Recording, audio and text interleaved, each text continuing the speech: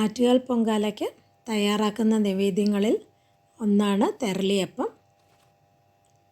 ഇത് നമുക്ക് രണ്ട് രീതിയിൽ തയ്യാറാക്കാം. ഒന്ന് പഴം ചേർത്തതും ഒന്ന് പഴം ചേർക്കാതെ രണ്ട് രീതിയിൽ നമുക്ക്. ഇതിലെ എണ്ണമയം എന്ന് പറയാനായിട്ട് നമ്മളിത് പൊരിച്ചു എടുക്കുന്നില്ല, ആവിയിൽ തന്നെ വേവിച്ചെടുക്കുന്നതാണ്. വഴണയിലയിലാണ് ഈ അപ്പം ഇതുപോലെ ചുരുട്ടി വയ്ക്കുന്നത്. ഇത് പഴം ചേർത്ത വേർഷനാണ്. പഴം ചേർക്കാതെയും നമുക്ക് കുറച്ചും കൂടെ ഈട് നിൽക്കുന്ന രീതിയിൽ 1-2 ദിവസം നമുക്ക് പുറത്ത് വെച്ചെങ്കിലും കേടാവത്തില്ല പഴം ചേർക്കുന്നില്ലെങ്കിൽ. എങ്ങനെയാണ് തയ്യാറാക്കുന്നതെന്നാണ് കാണിക്കുന്നത്. അതിന് ആദ്യം അരി നമുക്ക് വീട്ടിൽ തയ്യാറാക്കുകയാണെങ്കിൽ ഒരു 4 മണിക്കൂർ വെള്ളത്തിൽ കുതിർത്ത പച്ചരി നന്നായിട്ട് വെള്ളം തോർന്ന് ഇതുപോലെ തോർത്തിൽ വിരിച്ചിടുക. അതിൽ ഈർപ്പമയം നന്നായിട്ട് മാറി കയ്യിൽ വെള്ളം ഒട്ടും ഇല്ലാതെ, അതായത് ഈ പരുവത്തിൽ ആവുമ്പം അത് മിക്സിയിലിട്ട് പുട്ടിൻ്റെ പരുവത്തിലൊന്ന് പൊടിച്ചെടുക്കുക. പൊടിച്ചിട്ട് അരിക്കേണ്ട ആവശ്യമില്ല. പൊടിച്ച അരിപ്പൊടി നമുക്ക് ചീനച്ചട്ടിയിൽ ഇട്ട് നന്നായിട്ടൊന്ന് വറുത്തെടുത്താൽ മതി. പുട്ടിൻ്റെ പരുവമാണ്. ആദ്യം ഈർപ്പമയം ഉള്ളപ്പം നമുക്കത് വറക്കാൻ കുറച്ച് ബുദ്ധിമുട്ടാവും. നന്നായിട്ട് ചൂട് കയറി ഇതുപോലെ ഉണ്ട തട്ടി വരുമ്പം മാവ് നല്ല ഉതിരുതിരായിട്ട് വീഴുന്ന ആ പരുവത്തിൽ ഇതുപോലെ ഒട്ടും ബുദ്ധിമുട്ടില്ലാതെ നമുക്ക് നല്ല അരിമാവിൻ്റെ മണവും വരും. ഈ മാവ് നന്നതായി ഇപ്പം കാണുകയാണെങ്കിൽ ഉണ്ടകൾ നമുക്ക് കാണാനും പറ്റും. ഇതാണ് അതിൻ്റെ പരുവം. ഇപ്പോൾ വരച്ച് നോക്കുകയാണെങ്കിൽ മാവ് നമുക്ക് കറക്റ്റായിട്ട് ഒരു ലൈൻ വരയ്ക്കാനായിട്ട് പറ്റുകയും വേണം. ആ പരുവം ആവുമ്പം നന്നായിട്ട് തണുപ്പിച്ചിട്ട് ഈ ഉണ്ടകൾ ജസ്റ്റ് ഒന്ന് മാറ്റിയെടുക്കാനായിട്ട് മിക്സിയിലിട്ട് ഒന്ന് പൊടിച്ചെടുത്തേച്ചാൽ മതി. അല്ലാതെ നമ്മളിത് അരിക്കേണ്ട ആവശ്യമില്ല. അപ്പോൾ ഒരുമിച്ച് നന്ന് പൊടിച്ചെടുക്കുമ്പോൾ ഉണ്ടകളെല്ലാം മാറി അരിമാവ് കറക്റ്റായിട്ട് നമുക്ക് കിട്ടുകയും ചെയ്യും. അപ്പോൾ അരിമാവ് ഇതുപോലെ തയ്യാറാക്കി വയ്ക്കുക.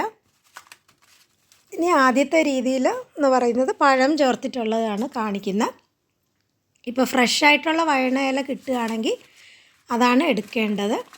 ഇപ്പം ദൂരെയുള്ളവർക്കും ഇതിപ്പോൾ ഞങ്ങൾ പുറത്തുള്ളവർക്കൊന്നും വഴണയില എപ്പോഴും ഫ്രഷായിട്ട് കിട്ടത്തില്ല. അപ്പം ഞാൻ നാട്ടിൽ നിന്ന് വരുമ്പം സ്റ്റോർ ചെയ്ത് വെച്ചിരിക്കുന്ന വഴണയിലയാണ്. ഇത് ചൂടുവെള്ളത്തിലിട്ട് നന്നായിട്ട്, ഇപ്പോൾ ഉണങ്ങിയ ഇല നമുക്ക് മടക്കാനായിട്ട് ബുദ്ധിമുട്ടാവും. അപ്പോൾ ചൂടുവെള്ളത്തിലിട്ട് കഴിഞ്ഞാൽ ഇതുപോലെ നമുക്ക് എളുപ്പത്തിൽ ഒന്ന് വാടി കിട്ടുകയും ചെയ്യും, മടക്കുകയും ചെയ്യാം. അത് വെള്ളത്തിൽ നിന്നും എടുത്തിട്ട് നന്നായിട്ട് വെള്ളം തുടച്ച് മാറ്റി വയ്ക്കുക. ഇനി നമ്മൾ തയ്യാറാക്കിയ മാവിൽ ഒരു 1.5 ഗ്ലാസ് 250 ml ഗ്ലാസ്സാണ് ഇതിനെടുത്തിരിക്കുന്നത്. അതിലേക്ക് നന്നായിട്ട് പ്രസ് ചെയ്ത് അളന്നാണ് 1 ഗ്ലാസ് എടുക്കുന്നത്. ഇല്ലെങ്കിൽ 1.5 ഗ്ലാസ് തന്നെ എടുക്കുക. തേങ്ങ ലൂസായിട്ടാണ് അളന്നെടുക്കുകയാണെങ്കിൽ. തേങ്ങ ഇച്ചിരി കൂടിയാലും കുറഞ്ഞെങ്കിലും ഒരു കുഴപ്പമില്ല. അതനുസരിച്ച് ശകലം ശർക്കര കൂട്ടുക ചെയ്താൽ മതി. ഇതിനൊന്നും പ്രത്യേകിച്ചൊരളവില്ല. അവരവരുടെ ടേസ്റ്റിന് അനുസരിച്ചുള്ള ശർക്കര ചേർക്കുക. ഇതിപ്പോൾ ഞാൻ 1 ഗ്ലാസ് ചേർത്തിട്ടുണ്ട്. ഒരു 3/4 ഗ്ലാസ് തൊട്ട് 1.25 ഗ്ലാസ് വരെ നമുക്ക് ശർക്കര ചേർക്കാം. നന്നായിട്ട് ഒന്ന് മിക്സ് ചെയ്തതിന് ശേഷം പഴം ചേർത്തിട്ടാണ്, പാളയംകുടൻ പഴം ചേർത്ത് അത് ഒരു മാവിൻ്റെ പരുവത്തിൽ യോജിപ്പിച്ചെടുക്കുക. ഇതിലേക്ക് വെള്ളം പിന്നെ ഒഴിക്കരുത്.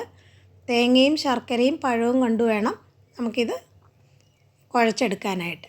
ഇനി എന്തെങ്കിലും ഒരു അത്യാവശ്യത്തിന് തേങ്ങയും ശർക്കരയും പഴവും കയ്യിലുള്ളത് ചേർത്തിട്ട് യോജിച്ച് കിട്ടുന്നില്ല എന്നുണ്ടെങ്കിൽ നമ്മൾ തേങ്ങ പൊട്ടിച്ച വെള്ളം ഇതുപോലെ ഒരു 1 ടേബിൾ സ്പൂണോ 2 ടേബിൾ സ്പൂണോ, അതിലും കൂടുതൽ ഇതിലേക്ക് ചേർക്കരുത് വെള്ളം. കുഴച്ചെടുത്തതിന് ശേഷം 1 ടീസ്പൂൺ ഏലക്കാപ്പൊടിയും നെയ്യും കൂടെ ചേർത്ത് നന്നായിട്ട് കുഴച്ച് ഒരു 15 മിനിറ്റ് മാറ്റി വയ്ക്കുക. തേങ്ങാവെള്ളം എന്ന് പറയുന്നത് ഒരു ഓപ്ഷനാണ് പറഞ്ഞത്. അത് ആവശ്യമുണ്ടെങ്കിൽ മാത്രം നമുക്കൊന്ന് ചേർത്താൽ മതി. അല്ലാതെ തന്നെ നമുക്ക് പഴവും തേങ്ങയും ശർക്കരയും കൂടെ ചേരുമ്പോൾ തന്നെ മാവ് നന്നായിട്ട് കുഴഞ്ഞു കിട്ടും. ഇതെല്ലാം കൂടെ ഒന്ന് ഒത്തുചേർന്ന് കിട്ടാനായിട്ട് ഒരു 15 മിനിറ്റ് മാറ്റി വയ്ക്കുക. അത് കഴിഞ്ഞിട്ട് ശകലം ഒരു ചെറിയ നാരങ്ങ വലിപ്പത്തിലുള്ള മാവ് ഇതുപോലെ കയ്യിലെടുത്തിട്ട് പിടി പോലെ ആക്കി നമ്മൾ തുടച്ച് വെച്ചിരിക്കുന്ന ഇലയിൽ ഇതുപോലെ ചുരുട്ടി, ഇപ്പം ഒന്നുകിൽ ടൂത്ത് പിക്ക് വെച്ച് ഇതുപോലെ വയ്ക്കുക. ഇപ്പം നാട്ടിലാണെങ്കിൽ നമ്മുടെ ഓലയിൽ ഉള്ള പച്ച ഈർക്കലിൻ്റെ തണ്ട് വെച്ചിട്ടാണ് മാല പോലെ കൊരുത്തെടുക്കുന്നത് നൈവേദ്യത്തിന് ആറ്റുകാൽ പൊങ്കാലയ്ക്ക് അർപ്പിക്കുന്നവർ. ഇപ്പം അത് കിട്ടാത്തവർക്ക് ഇതുപോലെ ഒന്നുകിൽ ഇതുപോലെ ടൂത്ത് പീക്ക് എടുക്കുക, ഇല്ലെങ്കിൽ ബാർബിക്യൂ സ്റ്റിക്കിൽ ഒരു 4-5 തെരളിയപ്പം ഒരുമിച്ച് തന്നെ നമുക്ക് കുത്തി നീളത്തിൽ ആവി കയറ്റി എടുക്കാനായിട്ട് വെക്കുകയും ചെയ്യാം. ഏതാണോ സൗകര്യം അതുപോലെ തന്നെ ചെയ്തെടുക്കുക. ഇപ്പം ഇല വലുതാണെങ്കിൽ നമുക്ക് 2-3 തെരളിയപ്പം ഒരിലയിൽ തന്നെ നമുക്ക് തയ്യാറാക്കി എടുക്കാം. ഇതുപോലെ തയ്യാറാക്കിയ തെരളിയപ്പം ഇഡലി പ്ലേറ്റിൽ ഇതുപോലെ നിരത്തി വെച്ചിട്ട് ആവി കയറ്റി എടുത്താൽ മതി. വെള്ളം തിളപ്പിച്ച് 20 മുതൽ 30 മിനിറ്റ് വരെ ആവി കയറ്റി എടുക്കുക. നന്നായിട്ട് ആവി കയറ്റി അത് നമ്മൾ പുറത്തെടുത്തിട്ട് ഒന്ന് തൊട്ട് നോക്കുകയാണെങ്കിൽ നമുക്കതിൻ്റെ നന്നായിട്ട് വെന്തിട്ടുണ്ടോ എന്ന് അറിയാൻ പറ്റും. ശർക്കര ഉള്ളത് കൊണ്ട് ഒരു ചെറിയ സോഫ്റ്റായിട്ട് ഇരിക്കുകയായിരിക്കും. തണുത്ത് കഴിയുമ്പം അത് കറക്റ്റായിട്ട് വരികയും ചെയ്യും. ഇത് പഴം ചേർത്ത തെരളിയപ്പമാണ്. ഇപ്പം അത് തുറന്ന് അതിൻ്റെ പരുവം എങ്ങനെ ഇരിക്കുന്നു എന്ന് കാണിക്കുകയാണെങ്കിൽ ഇതുപോലെ കറക്റ്റായിട്ട് നമുക്ക് കിട്ടിയിട്ടുണ്ട്, നന്നായിട്ട് വെന്തിട്ടുമുണ്ട്. ഇനി രണ്ടാമത്തെ വെർഷൻ എന്ന് പറയണതിൽ നമ്മൾ പഴം ചേർക്കുന്നില്ല. അതിന് ഞാൻ ഇപ്പോൾ 2 ഗ്ലാസ് ശർക്കരയിൽ 1/4 ഗ്ലാസ് വെള്ളം ഒഴിച്ച് ഒന്ന് ഉരുക്കാനായിട്ട് വെച്ചിട്ടുണ്ട്. ഇപ്പോൾ 2.5 ഗ്ലാസ് മാവിൽ 2.25 ഗ്ലാസ്സാണ് ഞാൻ ഇതിൽ തേങ്ങ എടുത്തിരിക്കുന്നത്. അതാണ് ഞാൻ പറഞ്ഞത്, തേങ്ങ അവരവർക്ക് ഇഷ്ടമുള്ള രീതിയിൽ കൂട്ടുകയോ കുറയ്ക്കുകയോ ചെയ്യാം. അതനുസരിച്ച് ശർക്കരയൊന്ന് അഡ്ജസ്റ്റ് ചെയ്തേച്ചാൽ മതി. ഇത് ചൂടോടുകൂടെ തന്നെയാണ് ചേർത്തെടുക്കുന്നത്, അരിച്ചെടുക്കുന്നുണ്ട്. ഇതിൽ നമ്മൾ ഏതായാലും ഉരുക്കിയത് കൊണ്ട് ഒന്ന് അരിച്ചെടുത്തിട്ടുണ്ട്. അത് ആ തവി വെച്ച് തന്നെ ഒന്ന് മിക്സ് ചെയ്യുക, കാരണം നല്ല ചൂടായിരുന്നു ശർക്കരയുടെ വെള്ളം. ആവശ്യാനുസരണം ശകലമായിട്ട് പാനി ഒഴിച്ച് ചേർത്തിളക്കുക. ഇത് നമ്മൾ ഒഴിക്കുമ്പം ശകലം വെള്ളം ബാക്കി വരുന്നുണ്ടെങ്കിൽ അത് ചേർക്കണ്ട, കാരണം നല്ല ടൈറ്റായിട്ടുള്ള മാവ് കിട്ടുന്ന അത്രയും രീതിക്ക് ഇതിപ്പം ഈ എടുത്ത അളവിൽ മുഴുവനായിട്ട് ഞാൻ ചേർത്തിട്ടുണ്ട്. അതിലേക്ക് 1 ടീസ്പൂൺ ഏലക്കാപ്പൊടിയും 1.5 ടീസ്പൂൺ നെയ്യും കൂടെ ചേർത്തിട്ടുണ്ട്.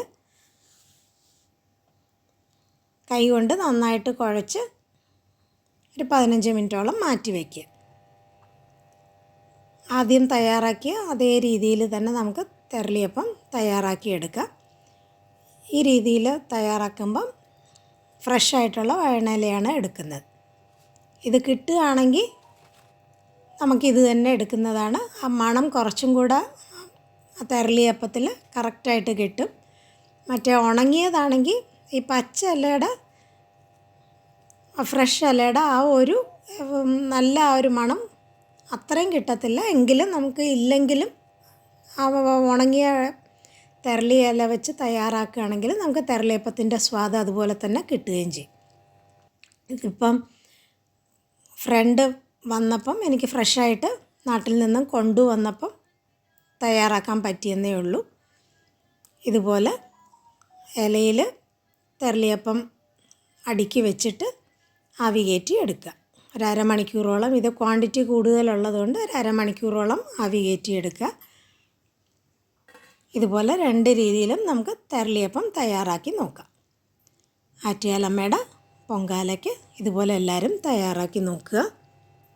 വീഡിയോ ഇഷ്ടപ്പെട്ടെങ്കിൽ ലൈക്ക് ചെയ്യുക, ഷെയർ ചെയ്യുക, സബ്സ്ക്രൈബ് ചെയ്ത് സപ്പോർട്ട് ചെയ്യുക.